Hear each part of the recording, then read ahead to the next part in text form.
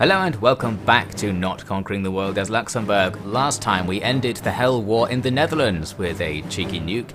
Then we helped out conquer the United Kingdom and ended up being instrumental in not losing it to them again. But then we did lose it to them again the second we left. We had a not particularly successful campaign in Africa where we took and then lost some territory, and two eventually successful campaigns in South America where we conquered most of the enemy territory in the area. Now we're heading to India. Once we arrive in India, I immediately drive to the south because we might as well clear up that pocket down there so we can have a nice tidy front line up north. I've also started a new fighter wing here to try and deal with the enemy's air superiority, which at the moment is quite overwhelming and looks like we're not going to be doing anything about that anytime soon. But then there's ground superiority, and that's going to go our way because this bottom section isn't defended enough to stop us advancing into it. So we rapidly conquer a few of these tiles. The thing is, of course, as we conquer them, the enemy will be concentrated in the remaining tiles, so it will get harder. Still, they're going to be out of supply and generally unhappy, so it shouldn't be too difficult. The wars become complicated enough that there are no longer two sides, so there's no balance of power in the war summary. Hopefully we're winning somehow. And yes, now we just push south into this pocket. You can see plenty of them have minimal organization or low strength. So it's just a matter of finishing them off, and we do it because the AI wasn't paying enough attention to do it, or they didn't have the elite Luxembourgian army, of course, in which they trusted to do it. So with that, the front line is now just up here. That makes things easier. We'll go up there and help out. That front line's it's got less potential because it's actually defended somewhat. Now here's a historic moment. A new division has been deployed. That doesn't happen very often as Luxembourg. And this is a tank division. We have finally put a fully armoured division into the field. It's a bunch of tanks and mechanised infantry, I think. And they're going to go off on a little project of their own. I was hoping they could achieve some breakthroughs in a certain location.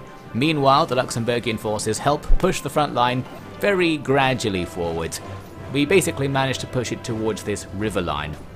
There was a series of manic battles going on here. I think the AI is doing some suicide attacks with no organization. Eventually we step in and finish the battle off instantly, and that's that. So yes, that river line will now define a solid front line, and because the enemy are gathering divisions behind it, we couldn't really find a way to get across. I eventually decided to try walking to the other side of the front line because there was no way I was going to cross that river successfully.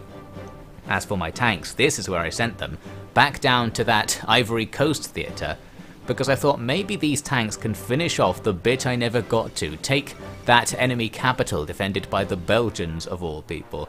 This is because I'm essentially overestimating what tanks can do. We have modern tanks, which is a feature of this mod, so I thought maybe we can just outgun all of these divisions by rolling in with divisions that have high armour stats so that the enemy can't really damage me. Maybe they can't damage me, but they still can reduce my organisation, as always. So while we can attack them, there are far too many to out-organise. So nothing happened there, essentially. I tried to attack a whole bunch of times, but let's just not show that. It didn't work, and I eventually pulled the tanks off that front. Meanwhile, I didn't have much success on the Indian front either, because all along the front line we saw various quite well defended positions, and as usual we have no supplies while garrisoned on the front line, so that's going to reduce our attacking ability. The Ice Boys are locked in a perpetual struggle to stop the enemy getting back into South America. I'd like it if there was some kind of icon that flashed on your general when they were in battle, because I'm not looking at this theatre, and the Ice Boys could be defeated without me noticing because it doesn't tell you if they're fighting enemies at any given time. Luckily, whenever I checked, they seem to be fighting pretty well. I guess they're defending a strait, so that gives them all kinds of buffs. I eventually get a lucky break on the Indian front because the enemy were moving their troops around and did the usual thing where sometimes one spot is barely or not defended and we can cheekily cross over. And in this case, I think it was caused by the Soviets launching an unsuccessful naval invasion further up the coast. They sent stuff up to go kill them, and in the meantime we're going to cheekily grab some territory. The goal here is going to be to try and push towards Bombay and grab the port. However, with only 3 divisions that's difficult because there are so many tiles in between us and them that the risk is we're going to get cut off. So I'm going to be more careful and kind of fold back around to secure bits of front line. But you can see how open this new front line is. If the enemy AI was really paying attention, they could easily counterattack here. In this case we have to force some attacks on this fortified mountain province to kick the enemy out. But taking that place will make the front line look a bit neater, so that was my goal. Need the allied AI, the Comitern AI that is, to try and follow up behind me. It is happening, but their divisions are slow. My divisions have some kind of tech that makes them plus 10% faster that I picked in a tree somewhere. So I think we tend to walk a bit faster than our allies, unfortunately, and they don't catch up. Now on the African front, you can see I deployed a second division of tanks. I thought while one division of tanks was unable to win, maybe two will. Looks like the Ice Boys are still going strong with the perpetual battle. That's all fine, we're not really losing any troops or organisation, so happy to leave that going. Unfortunately, it turns out that two divisions of tanks also wasn't quite enough to win this battle. We get all these losing battles where we're barely losing any strength, and the enemy lose quite a lot of strength in the battle, so we're killing them, but we always lose the fight due to loss of organisation and have to stop doing stuff. So that's a shame. I made a bunch of attacks and they all failed, we'll just skip over that. Here's a little look at the remnants of the chaos that was probably caused off screen by the Comitern that has allowed me to now get almost to Bombay. It's getting increasingly dangerous though, with more stuff showing up on this front. Plus the enemy are reinforcing into Bombay from the sea as well. What I wanted to do is go back again. The enemy could easily cut to the coast down there where the blue territory is and screw us all over. But we're just hoping they don't, and we're going to rush back to make sure they don't, because I'm sure the Comitern won't really guarantee something like that doesn't happen. I'm guessing the AI doesn't analyse things to that level of micromanagement and tactics and stuff.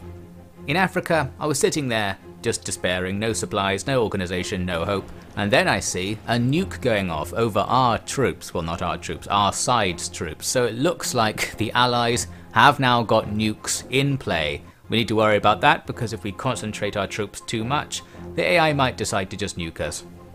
Well, we'll see how that goes, obviously. In India, things are getting a little bit better as the front line begins to secure itself around Bombay. But I was now focused on South America where something strange is happening. You can see the Ice Boys have been technically pushed back, not by losing a battle, but because the United States of America has swept in and started capturing places, although we're not at war with America, so I need to explain now why this World War III scenario isn't a two-sided war. There's a third thing going on. There's a third faction called the Treaty of Reciprocal Alliance or something, which is Fascist USA and a whole bunch of the South American authoritarian states. And I think they are at war with Brazil, and Brazil is in the Comitern. So we are linked into that war, but we as Luxembourg aren't actually a part of it because we joined the war long before that was part of it. And you can see at the top of the screen there, I've got offers to rejoin the war, which would put me at war with the USA.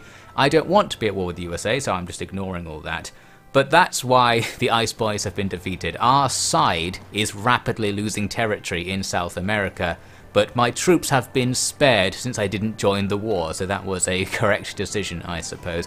We'll have to come back to that later, but obviously that's going to impact our general war quite poorly, because while the USA isn't part of the Allies, the fact we have to fight the Treaty of Reciprocal Alliance and the Allies at the same time means we're effectively fighting the UK and US empires simultaneously, and things could get difficult. You can also see we've got more trouble in France. Some more major attempts to land troops are going on. As usual, they're not successful, but this Netherlands one has been much more successful. They're starting to push into Germany with an invasion that obviously I didn't even really notice. And with that in mind, I started thinking, let's go back. I'm going to pull my tanks out of Africa since they're not doing anything and send them to defend Luxembourg itself because things are going to get dangerous. And I also need to try and get the Ice Boys out of South America. The problem is we're getting surrounded by territories we don't have military access in, so actually getting them to leave is proving difficult, and they're gradually dying of attrition. Suddenly things are starting to look not so good in this World War III setup. At least my antics on the other side of the river line in India led to something, because we could push to the east and forget about Bombay, and that allows us to roll up the river line and move everything forward. In this case, we're moving it from the river at the bottom of the screen, you can just see peeking out there, to the one at the top, but that's still progress, and we'll be capturing Hyderabad along the way, a handy industrial centre. no doubt, and of course it is us leading the attack, making sure we get maximum glory from all this. And once the next river line is established, we don't waste any time. I basically attacked as soon as possible to make sure that the stalemate didn't happen again, which was certainly possible. We haven't defeated the enemy divisions, they're still here.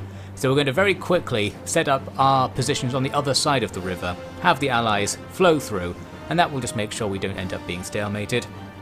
You might note, by the way, we actually have some manpower at the moment.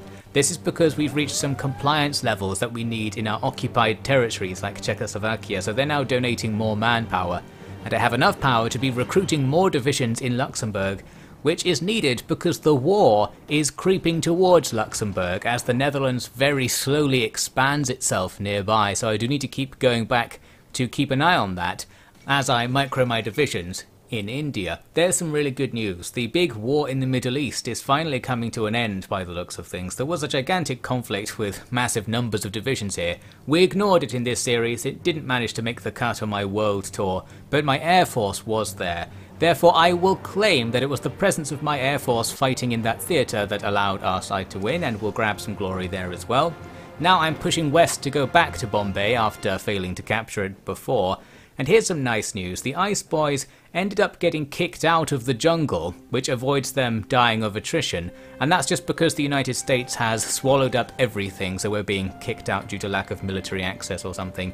Handy, because I think we were going to die if we just sat there in some surrounded territory in the middle of the Amazon. So the Ice Boys are going back to Europe. Meanwhile, we lead the attack on Bombay. I say lead the attack, it's just us making the attack on Bombay, but you can also see up to the north, some friendly naval invasions have made things in this area much easier for us. So now we just need to close out this pocket, and we'll have a nice front line. We've already got about half of India, I'd say, so that's looking good. A new tank division has been deployed in Luxembourg, and we're not going to hang around. I'm going to put them out on the front line as soon as possible. Wanted to get a general that might have some bonus relevant to tanks. Didn't get one on my first try, and then thought, well, I don't care that much. We're probably going to get rid of this army soon enough. But for now, just wanted to throw something onto the front line so that the advance towards Luxembourg is stalled. Meanwhile, the other tank divisions I recruited earlier, plus the Ice Boys, are now starting to arrive at Luxembourg. So things are a bit safer back there. I'll be deploying them to the front line soon enough. I need to keep coming back to India though to micro my advancing divisions.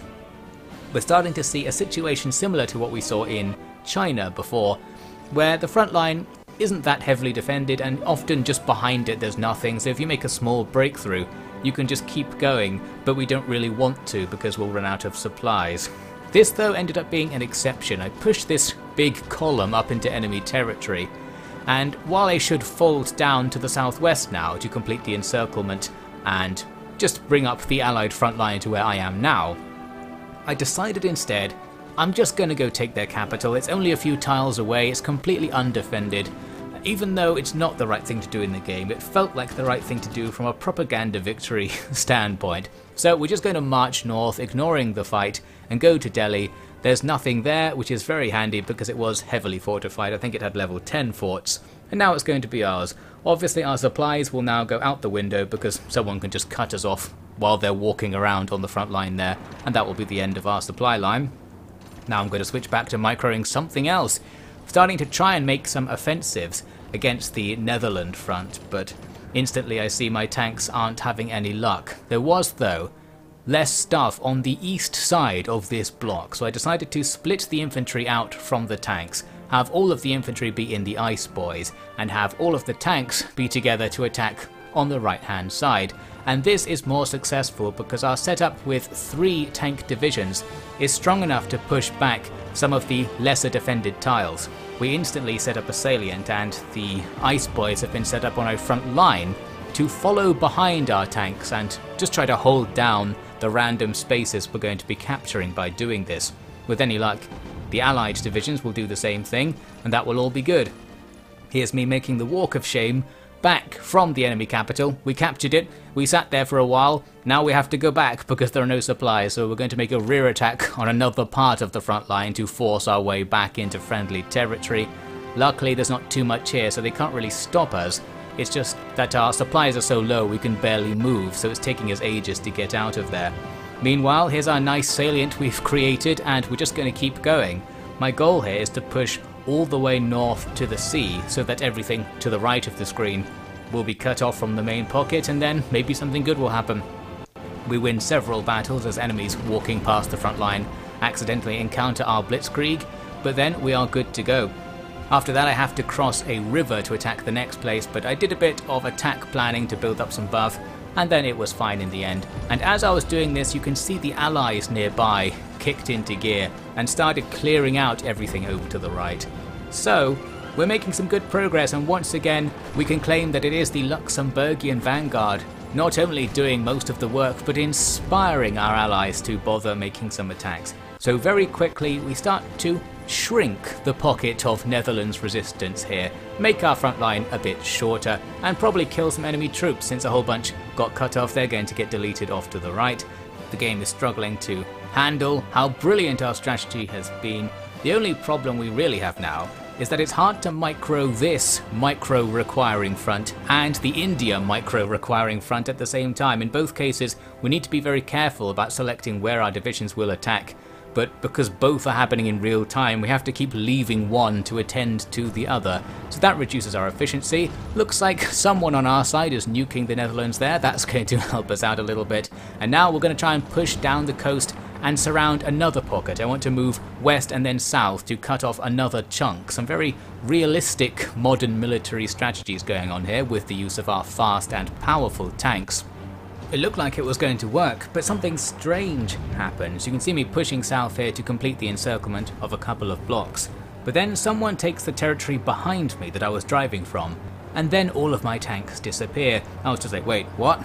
I think we somehow got the cut-off surrounded thing happening to us instead. I don't really know how. There are retreating units and moving units all over the place, but in some way we ended up stuck in enemy territory.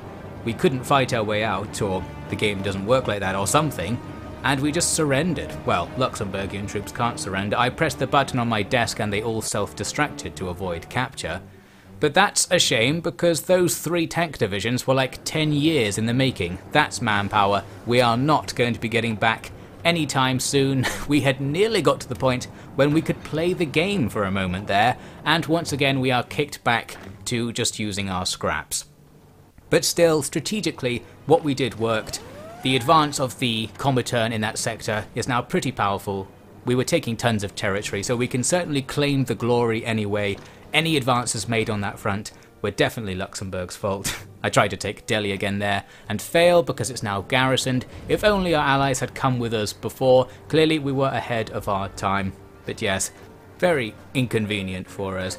We've still got the Ice Boys and a couple of infantry divisions that I've recruited, so we'll use them to help shore up the front, but I won't focus on making offensives here. But you can see, all over the place, Allied offensives are happening, and they're cutting off other pockets of enemy divisions, so good stuff is still happening. All just happening too close to Luxembourg for comfort, of course. Now some interesting news comes in. Something about Iceland comes up, and I was like, oh yeah, Iceland. Decided to take a look, and they've been conquered by the Danish Empire, which doesn't have Denmark. Not sure where these guys are coming from, but Iceland is gone, and as a result we actually lose all of the Ice Boys. All of our Icelandic regiments get taken away from us. I thought at first they got deleted or something, but actually we can get them back, as we'll see. In the meantime, we're currently surrounding Delhi bit by bit, and once we've done that, the enemy's supply lines will be cut off and the Raj will be in enormous trouble. Actually, taking Delhi was difficult because it's so heavily fortified. But yes, back on the front lines, with the Ice Boys gone, I decided to pull everything back to Luxembourg, but I did then accidentally discover we can still get the Ice Boys back, because while I was poking around in the diplomacy menu, I decided to look at Iceland, and we still can ask for their troops even though they don't have any territory. They're still alive as a faction. Their troops just went over to being independently controlled for a bit, and Iceland sent them to all sorts of random locations across the map. So we can restore our control over them and then bring them back up to Luxembourg, which is truly where the Icelandic troops must be defending, the most important thing for them to do. So we'll do just that. Gonna take a while though because they walked off for miles. Against the Raj now, we pretty much have them. It's similar to the situation against China towards the end of World War II, where we were just constantly capturing territories. There were loads of undefended territories we could rush into and take, and broadly just lead the charge and encourage our allies to do the same thing. So we win a whole bunch of battles, take some territories, although I did also go for a little detour to pop up to Kathmandu. It took a few tries to actually take it due to its mountainous nature. But that's the capital of Nepal, and they're also at war with us. Back in Europe, some D-Day stuff is happening. All kinds of allied invasions are landing all across France, perhaps to support the whole Netherlands situation. Luckily, it looks like they're mostly failing or not taking very much territory. I'm going to be as confident as ever and not look at that. And yes, we do take Kathmandu, and immediately after, Nepal capitulates. So that one really was all us. We knocked them out of the war. Not that they were contributing an enormous amount, I imagine, but that will help. Next, we press on and start taking all of the British Raj territories that are off in the mountainy, jungly, no infrastructure-y areas. So it's taking us a long time to finish them off, but you can see there's not much in the way of defenders here. We're just kind of walking around taking territories and winning the odd easy battle. We're also now able to link up with some Comitern front lines who are coming over from the east. I'm not sure what's going on over there. There are lots of wars in Southeast Asia that I've been completely ignoring, but one of them is happening just there, so we can link up with them and help cut off the Raj even more. So as we're doing this and pushing our way down south towards the last of their territories, we do get some interesting news. A very long time ago, you might remember, I decided to start trying to force the USA to be communist, and here, over a decade after that project began, we reach the culmination. I successfully staged a coup in the USA, and now there's a massive alternate United States of America which very nicely uses the actual USA flag, and they're 100% communist, so that's what we like to see. So this obviously will help out with the fact that the USA are at war with the Comitern, and they were participating to some degree in the wars going on in Europe. Their troops will now be a bit distracted because they might want to go back and deal with this enormous mess that we've just put on their doorstep. I had no idea the coup would cause that much territory to go over. I thought it would just be a minor distraction. Although that said, the coup forces are still going to be in a bit of trouble because they've just joined the Comitern. They're going to have to be at war with Canada and the UK now at the same time. So the communist US has a much longer border to defend than the real US, and the real US has the East Coast industries to use, so we'll see how that goes, but suffice to say it will help us for a while, even if it just means a whole bunch of guys who would have been in the US Army die by converting to communism and then dying for that cause. That also helps us out. We're starting to bring 2 divisions of reinforcements down to join the legendary Luxembourgian vanguard, but to join up we need to capture a port.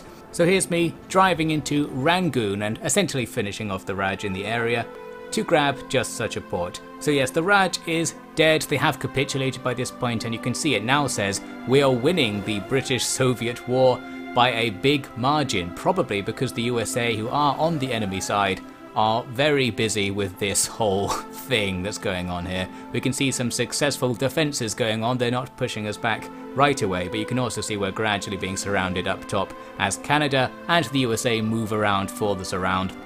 Although they may get support from the Soviet Union because they're in the Comitern, so hopefully somebody will send stuff over there to help out and keep the USA busy. As for us, we're going to be focusing on our smaller scale action now with 5 divisions who will be linking up at Rangoon. So that's an army big enough to actually split into 2 small groups and do a little bit more. So we're moving up in the world. It's a shame we lost all of those tanks, but we might eventually get the manpower back. I've got my national focus on building population, and we have all of the political things set up for maximum population growth, meaning we are getting people back unnaturally fast for our limited territory. We'll keep reproducing as fast as we can. This ends this part. We're now ready to continue our world tour. We've got a couple of exciting destinations to stop off at, but at this stage where I want to go is the US of A and see what's going on with that whole war. So we'll see what Luxembourg can do in a variety of new theatres in the next part.